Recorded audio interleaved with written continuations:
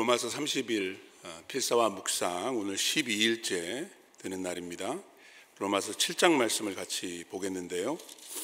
오늘 묵상하실 본문은 1절부터 13절까지지만 먼저 12절과 13절만 우리 합독하도록 하시겠습니다. 로마서 7장 12절 13절 우리 한음성으로 합독하겠습니다. 이로 보건대 율법은 거룩하고 계명도 거룩하고 의로우며 선하도다. 그런즉 선한 것이 내게 사망이 되었느냐? 그럴 수 없느니라. 선한 그것으로 말미암아 나를 죽게 만들었으니 이는 계명으로 말미암아 죄로 심히 죄되게 하려 함이라. 아멘. 여러분들 로마서 필사 묵상 잘 하고 계시죠? 네, 저도 열심히 따라가고 있습니다. 이 로마서를 온 교회가 함께 또 쓰고 또 듣고 또 묵상할 수 있는 것은 정말 큰 은혜라고 생각합니다. 우리 목사님들도 수고가 참 많으시거든요. 근데 수고가 따르는 만큼 은혜도 큰 것 같아요. 물론 우리가 강단에서 말씀을 선포할 때마다 복음을 전하려고 애쓰지만 로마서는 정말 복음입니다. 복음의 진수입니다. 그래서 저도 매일 기도에 이렇게 참여하면서 날마다 이렇게 복음을 듣게 되는 것이 얼마나 큰 은혜인지 모르겠습니다. 오늘 7장으로 왔습니다. 네, 로마서의 큰 그림 안에서 지금 7장이 어디 있는지 잠깐 살펴보고 오늘 본문을 한 절 한 절씩 좀 깊이 묵상해 보도록 하겠는데요. 로마서의 큰 그림 도표를 보여드리겠습니다. 필요하신 분들은 우리 목사님들한테 문의하시면 카톡으로 그림을 보내드릴 거예요. 서론 이후에 이제 본론으로 접어들면서 하나님의 진노에 대해서 그리고 하나님의 은혜에 대해서 바울은 설명합니다. 그리고 나서 5장부터 8장까지 이제 세 번째 메인 섹션이 되겠는데 우리를 의롭게 하시는 그 하나님의 공급하심, the provision of God's righteousness. 이신칭의 복음 아니겠습니까? 이것에 대해서 더 자세히 하나하나씩 짚어가면서 바울이 설명을 합니다. 자, 5장, 6장, 7장, 8장을 이렇게 요약해 드릴 수 있을 것 같습니다. 이 내용은 로마서 주석을 집필한 존 하비 교수님께서 그분의 주석에서 정리해 주신 건데요. 5장은 하나님의 의가 그리스도 안에서 전가된다. imputation. 조금 난해한 좀 어려운 그런 개념이 될 수도 있겠는데 우리가 5장에서 살펴본 바와 같이 아담의 죄가 우리에게 전가되었죠. 우리가 죄를 짓지 않았는데 아담이 지은 죄가 우리에게 넘어오는 것입니다. 이와 마찬가지로 이게 복음의 법칙인데요. 예수 그리스도의 의가 우리에게 그대로 전가되는 것이죠. 우리가 그를 믿음으로 하나님께서 의롭다 칭해 주십니다. 그것은 예수님의 입장에서 우리에게 의를 주신다. 그래서 전가라고 할 수 있고요. 이제 6장으로 넘어오면은 그럼 예수님께서 우리에게 전가해 주신 그 하나님의 의를 우리가 어떻게 전유할 수 있겠는가? appropriation. 여러분 전유물이라는 그런 표현 들어보시지 않았습니까? 예수님은 의를 전가해 주시면 우리는 그 의를 전유해야 한다라는 것. 이게 이제 로마서 6장에 나오고요. 오늘 7장으로 넘어가면 하나님의 의는 율법으로 말미암아서는 얻을 수 없다. Not by the law.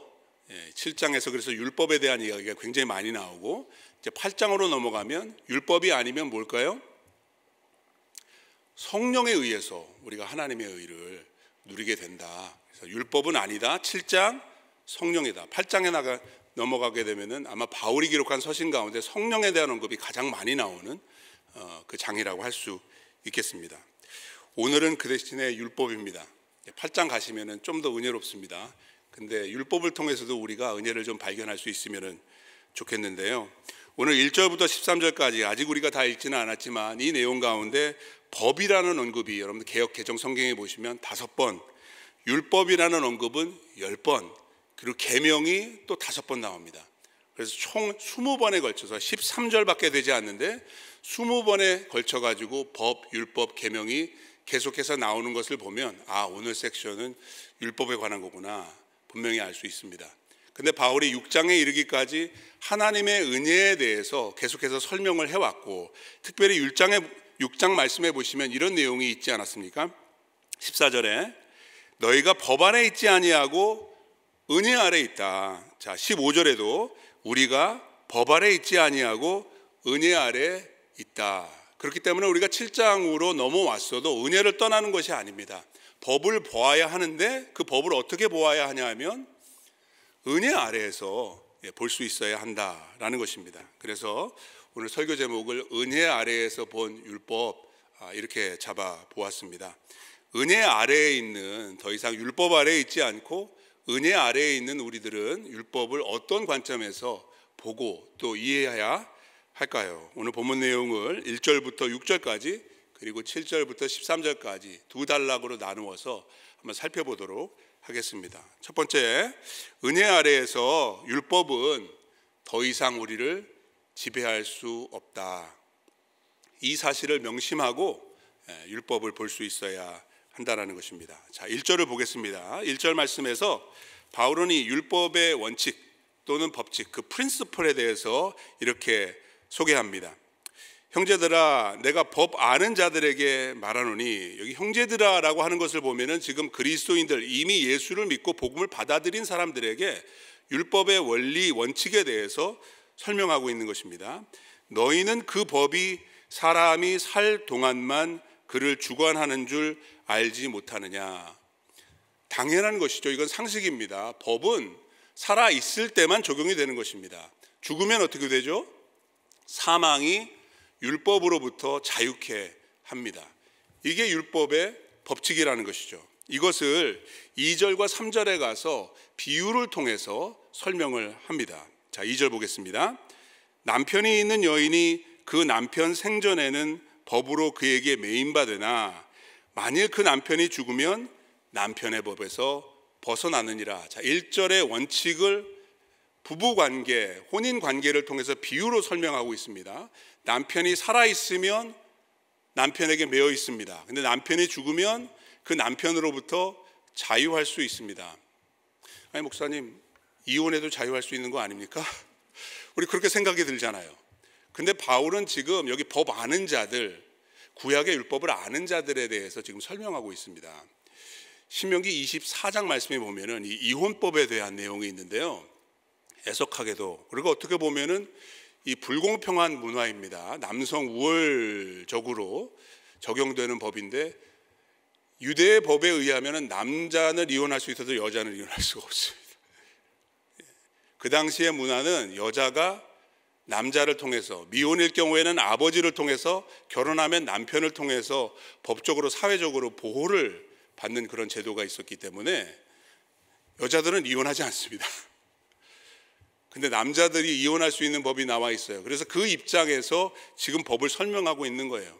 여자가 결혼을 하면 그 남편으로부터 자유할 수 있는 방법이 있어요. 한 가지, 유대법에 의하면 어떻게 되죠? 그 남자가 죽으면 됩니다. 자, 3절 말씀 보겠습니다. 그러므로 만일 그 남편 생전에 다른 남자에게 가면 어떻게 가죠? 죄를 짓는 겁니다. 그러나 만일 남편이 죽으면, 3절 계속 보세요. 그 법에서 자유롭게 되나니 다른 남자에게 갈지라도 음녀가 되지 않느냐. 남편이 죽었으니까 다른 남자와 결혼할 수 있다라는 것입니다. 자, 이 비유를 이제 바울이 적용을 하게 되는데, 복음적으로 적용합니다. 그리스도인에게 있어서 율법과 그리스도와의 그 관계에 이 원칙이 적용이 된다, 이런 말입니다. 근데 이제 우리가 이제 4절, 5절, 6절을 살펴볼 텐데, 모든 면에 있어서 완벽하게 일치되는 적용은 아니에요. 그래서 혼란이 올 수가 있으니까 여러분들 정신 바짝 차리시고 새벽이지만 집중해서 말씀을 한번 보시기를 바라겠습니다. 자, 4절입니다. 어떻게 적용되는지 보십시다. 이 바울의 논리거든요. 그러므로 내 형제들아, 너희도 그리스도의 몸으로 말미암아 율법에 대하여 죽임을 당하였으니, 자, 수동태로 되어 있습니다. 우리가 죽는 게 아니라 죽임을 당하는 것입니다. 그럼 누가 우리를 죽이셨을까요? 율법에 대해서 우리가 어떻게 죽게 되었을까요? 여기 설명에 나오죠. 그리스도의 몸으로 말미암아. 그래서 율법이 죽는 게 아닙니다. 우리가 죽는 것입니다. 근데 우리가 직접 죽고 싶어서 죽는 것이 아니라 예수 그리스도의 몸으로, 다시 말해서 십자가에 달려 죽으신 예수 그리스도와 함께 연합될 때, 우리가 6장에서 살펴보았지 않았습니까? 6장 3절 4절 5절 나오죠. 그리스도와의 연합. 그렇게 됨으로 말미암아서 우리는 율법에 대하여 죽은 것과 마찬가지가 된다. 근데 우리는 예수 그리스도의 죽으심에만 연합되는 것이 아닙니다. 그리스도의 죽으심과 연합됨으로 율법으로부터 자유하게 되는데 우리는 부활과도 연합된다는 것이죠. 자, 4절 계속 보겠습니다. 이는 다른 이 곧 죽은 자 가운데 살아나신 이에게 가서, 율법에 얽매여 있었는데 이제 율법으로부터 자유합니다. 어떻게 자유하죠? 예수 그리스도께서 십자가에 달려 죽으셨는데 우리가 그걸 믿어서 연합되었습니다. 근데 그게 다가 아니라 우리는 십자가에 죽으시고 사흘 만에 부활하신 주님과도 믿음으로 연합된다는 것입니다. 자, 보세요. 이는 다른 이, 율법이 아닙니다. 다른 이는 누구입니까? 곧 죽은 자 가운데서 살아나신 부활하신 예수 그리스도에게 간다라고 번역을 했습니다. 개역 개정 번역이 아쉬울 때가 많이 있는데 바로 이 부분은 너무나도 절묘하게 번역을 잘 해놨어요. 여러분 3절과 4절을 연결시켜서 보세요. 이 간다라는 번역이 3번 나옵니다. 3절에 어디에 나옵니까, 여러분? 결혼의 비유를 얘기하면서 뭐라고 얘기하냐면, 그러므로 만약 그 남편 생전에 다른 남자에게 가면 음녀라. 그러나 만일 남편이 죽으면 그 법에서 자유롭게 되나니 다른 남자에게 갈지라도 음녀가 되지 아니하느니라. 근데 4절에 와서 이는 다른 이 곧 죽은 자 가운데서 살아나신 이에게 가서, 지금 바울이 무엇을 얘기하고 있습니까? 교회는 그리스도와 결혼한 신부다라는 것입니다. 그리스도와 연합을, 십자가의 연합뿐만 아니라 부활과의 연합을 통해서 우리는 예수님과 언약 관계 안에 들어갔다는 것입니다. 그리스도의 신부가 되었다는 거예요. 그러면서 이렇게 설명하죠. 우리가 하나님을 위하여 열매를 맺게 하려 함이라. 예수님과 연합 관계에 들어가면, 그의 죽으심과 그의 다시 사심에 연합되면 우리는 열매 맺는 삶을 삽니다. 하나님을 위해서 열매 맺는 삶을 삽니다. 우리 6장에서 이미 살펴본 바와 같이 이것은 의롭고 거룩한 삶을 가리키는 것입니다. 예수와 합하여졌기 때문에 이전처럼 살아가지 않는 것입니다. 성화를 이루어가는 변화된 삶을 살게 된다는 말씀입니다. 자, 5절로 넘어가게 됩니다.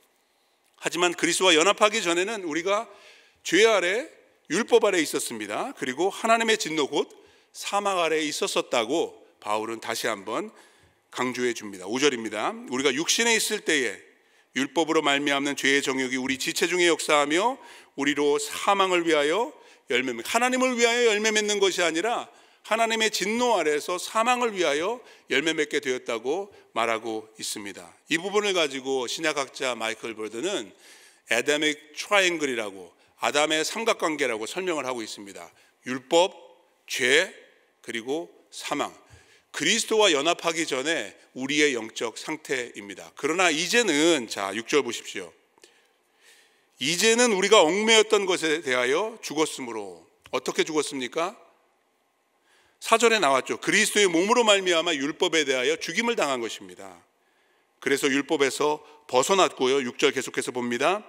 이러므로 우리가 영의 새로운 것으로 섬길 것이요 율법 조문에 묵은 것으로 하지 아니할지니라. 율법 조문에 묵은 것, the old ways of the law. 이거 무슨 말을 말하는 것이죠? 옛 언약입니다. 옛 언약, 구약이에요. 영의 새로운 것, new way of the spirit. 이것은 새 언약입니다.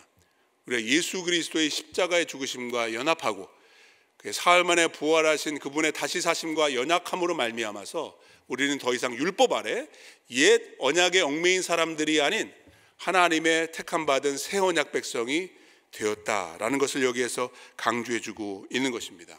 그래서 우리는 율법을 따라 살지 않습니다. 율법 아래 매여 있지 않습니다. 우리는 새 언약 백성으로서 성령을 따라 삽니다. 성령으로 거듭난 사람, 우리 안에서 역사하시는 성령님은 예수께로 우리를 인도합니다. 성령은 예수를 영화롭게 합니다. 예수를 증거합니다. 그래서 우리로 하여금 예수를 바라보게 합니다. 예수께 나아가게 하는 것입니다. 여러분, 우리는 율법 아래 있습니다. 은혜 아래에 있습니다. 율법은 더 이상 우리를 지배할 수 없습니다. 율법으로는 죄 문제를 해결할 수가 없어요. 율법은 죄를 깨닫게 하고 죄는 우리를 정죄하며 하나님의 진노 아래 사망에 이르게 할 수밖에 없습니다. 그래서 죄 문제로 씨름할 때 우리는 율법으로 가면 안 됩니다. 율법을 보면은 안 됩니다. 예수님을 바라보아야 합니다. 예수께로 나아가야 하는 것입니다.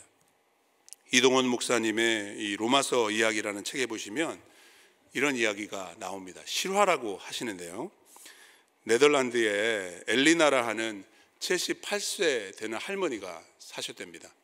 근데 이 할머니에게 한 가지 고민이 있었는데 담배를 끊고 싶어도 끊을 수가 없는 거예요. 처녀 때부터 78세 노인이 될 때까지 50년 동안 별의별 수단과 방법을 다 동원해보고 담배 클리닉까지 갔다 왔어도 끊을 수가 없었더래요. 근데 이 할머니가 이 70 넘으셔가지고 사랑에 빠지셨습니다. 자기보다 한 살 위인 할아버지를 사랑하게 된 거예요. 그래서 결혼하고 싶은데 그 할아버지가 이렇게 얘기하는 거예요. 나도 당신하고 결혼하고 싶은 마음은 같은데 한 가지 문제가 있다는 거예요. 나는 담배 피는 사람하고 같이 못 산다는 거예요. 그랬더니 엘리나라 할머니가 뭐라고 그랬을까요? 그래요? 그럼 끊죠. 그 순간에 담배가 끊어졌다는 겁니다. 여러분, 율법은 죄를 끊게 하지 못합니다. 율법은 우리를 지배할 수 있는 능력을 상실했습니다. 죄를 끊으려면 율법에게 가는 게 아니라 예수에게 나가야 됩니다. 예수를 바라보아야 됩니다. 예수를 의지해야 됩니다. 성령께서 인도해 주십니다. 로마서 7장 1절부터 6절까지의 말씀을 우리가 지금 살펴보았는데 여기까지만 보면 율법에 대해서 너무나도 부정적인 그런 인상을 받게 됩니다. 바울은 아마도 이것을 우려했던 것 같아요. 그래서 이제 7절로 넘어가면서 이렇게 이어갑니다. 그런즉 우리가 무슨 말을 하리요? 율법이 죄냐? 그럴 수 없느니라. 바울은 지금 로마서에서 그의 논리, 복음의 논리를 펼쳐가면서 이런 표현을 몇 번 썼습니다. 그리고 앞으로도 또 쓸 겁니다. 그럴 수 없다. 강조하는 것입니다. 중요한 포인트를 만드는 거예요. 6장 1절 2절과 15절에도 이렇게 나오죠. 그런즉 우리가 무슨 말을 하리요? 은혜를 더하게 하려고 죄에 거하겠느냐? 그럴 수 없느니라. 그럴 수 없죠. 15절도 마찬가지입니다. 그런즉 어찌하리요? 우리가 법 아래 있지 아니하고 은혜 아래 있으니 죄를 지으리요? 그럴 수 없느니라. 율법이 죄냐? 율법이 나쁜 거냐? 그럴 수 없느니라. 그렇다면 율법의 기능이 뭘까요? 율법이 나쁜 것이 아니라면 율법은 하나님께서 왜 주신 것일까요? 오늘 7절부터 13절까지 살펴보겠지만 율법은 우리 안에 있는 죄를 드러내는 기능을 한다라는 것입니다. 이것이 은혜 아래서 우리가 발견하게 되는 율법의 또 다른 의미입니다. 우리 안에 있는 죄를 드러낸다. 오늘 본 말씀 계속 보겠습니다. 그런즉 우리가 무슨 말 하리요? 7절 율법이 죄냐? 그럴 수 없느니라. 율법으로 말미암지 않고는 내가 죄를 알지 못하였으니, 그러니까 율법을 통해서 죄를 알게 된다는 거예요. 율법이 없으면 죄가 죄인지를 모른다는 것입니다. 곧 율법이 탐내지 말라 하지 아니하였더라면 내가 탐심을 알지 못하였으리라. 탐내지 말라. 10계명의 10번째 계명입니다. 여러분, 이게 얼마나 특별한 법인지 아십니까? 미국에도 없는 법입니다. 미국에 이 법이 있으면 경제가 망하겠죠. 네. 어느 나라에도 이런 법은 없습니다. 고대에도 찾아볼 수 없는 법입니다. 하나님의 법에만 있어요. 행위의 법이 아니라 여러분, 마음의 법이에요. 도대체 이런 법이 어디 있습니까? 바울도 십계명에 대해서 깊이 묵상해 보지 않았던 것 같아요. 율법으로 의하면 자기는 완벽한 자라고 바리새인이라고 자부심을 가지고 있었는데 복음을 깨닫고 보니까 자기도 죄인이더라는 거예요. 바울 안에도 욕심이 있으니까는요. 근데 율법이 이것을 깨닫게 하는 거예요. 내 안에 죄가 있다라는 것, 나도 죄인이라는 사실을 율법을 통해서 보게 되는 것이죠. 8절에 그러나 죄가 기회를 타서 계명으로 말미암아 내 속에서 온갖 탐심을 이루었다. 크리스토퍼 애쉬라고 하는 복음 설교자는 이 부분에 대해서 7절과 8절을 이렇게 연결시켜서 설명을 합니다. 율법은 죄를 드러내고 죄는 율법을 악용한다. 율법은 선한 용도가 있는 거예요. 율법을 통해서 죄를 깨닫게 되는 거예요. 근데 죄는 율법을 오히려 악용해서 The law exposes sin and sin exploits the law. 악용하는 거예요. 원래 용도대로 쓰지 않고 더 나쁘게 사용하는 거예요. 뭐냐 하면 더 죄를 짓게 만드는 거예요. 죄가 발동이 걸리는 것입니다. 더 죄 짓게 탐하지 말라 그러는데 더 탐하게 되는 거예요. 여러분, 이게 사실이지 않습니까? 잔디밭에 들어가지 마세요. 그럼 괜히 들어가고 싶단 말이에요. 그거 보기 전에는 들어갈 생각도 하지 않았는데 wet paint, 그럼 괜히 만져보고 싶고, 그렇죠? No fishing 사인이 걸려 있으면 괜히 거기 가면은 물고기 많이 잡힐 것 같고 그렇잖아요. 하지 말라 그러면 더 하고 싶게 만드는 것이 우리의 죄성이라는 것입니다. 8절 계속 보십시오. 이는 율법이 없으면 죄가 죽은 것입니다. 뒤집어서 생각해 보면 율법이 있으면 죄가 사는 거예요. 죄가 율법을 악용하는 거예요. 율법을 악용해서 더 죄짓게 만든다라는 거예요. 죄가 살아나면 어떻게 될까요? 바울은 이렇게 말합니다. 그 죄가 나를 죽인다라는 것입니다. 죄는 정죄로, 정죄는 사망으로 이어진다는 거죠. 9절이에요. 전에 율법을 깨닫지 못했을 때에는 내가 살았더니 계명이 이름에 죄는 살아나고 나는 죽었도다. 이스라엘이 이 경험을 우리에게 보여주지 않습니까? 여러분, 시내산에서 계명을 받죠. 언약의 계명, 10계명을 받습니다. 근데 모세가 돌판에 새겨진 그 계명을 들고 내려오기 전에 이미 1계명과 2계명을 범하잖아요. 계명을 받기 전에는 우상을 만들지 않아요. 근데 계명을 받고 나니까 금송아지를 만들더라는 거죠. 아니, 이게 어떻게 된 거죠? 바울이 그것을 설명합니다. 율법을 깨닫지 못했을 때에는 살았는데 계명이 이르니까 죄가 살아나는 거예요.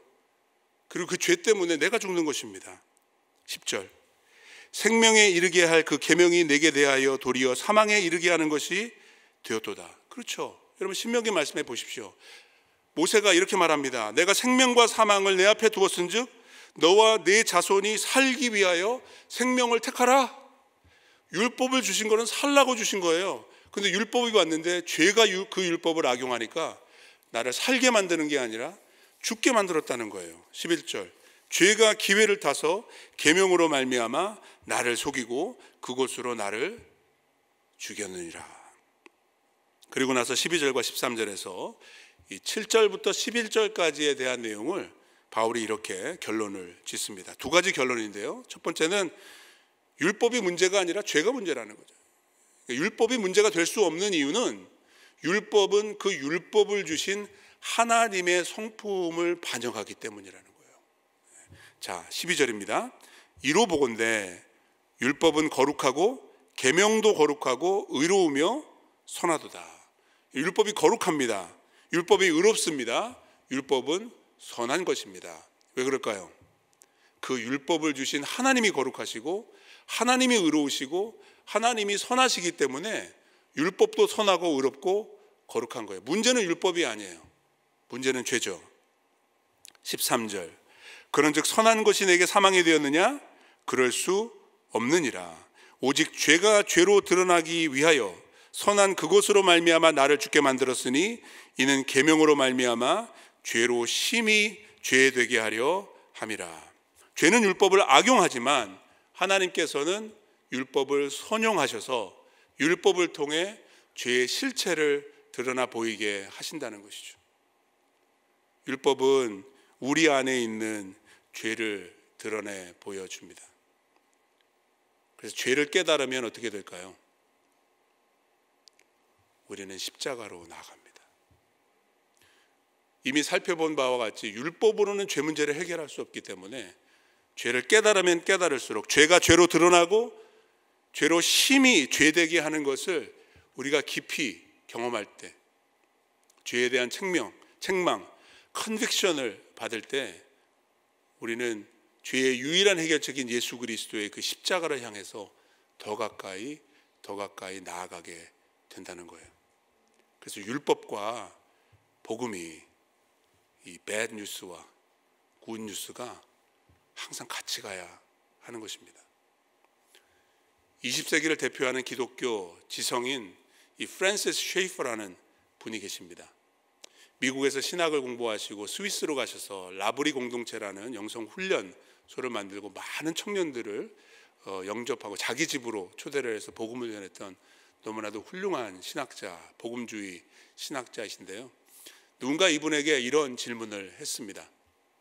기차를 타고 여행을 하면서 누군가에게 복음을 전할 수 있는 1시간의 시간이 주어진다면 박사님은 어떻게 복음을 제시하시겠습니까? 프랜시스 쉐이퍼의 대답이 너무나 놀랍습니다. 그는 이렇게 얘기합니다. 저는 한 40분에서 45분 정도는 율법을 이야기하겠습니다.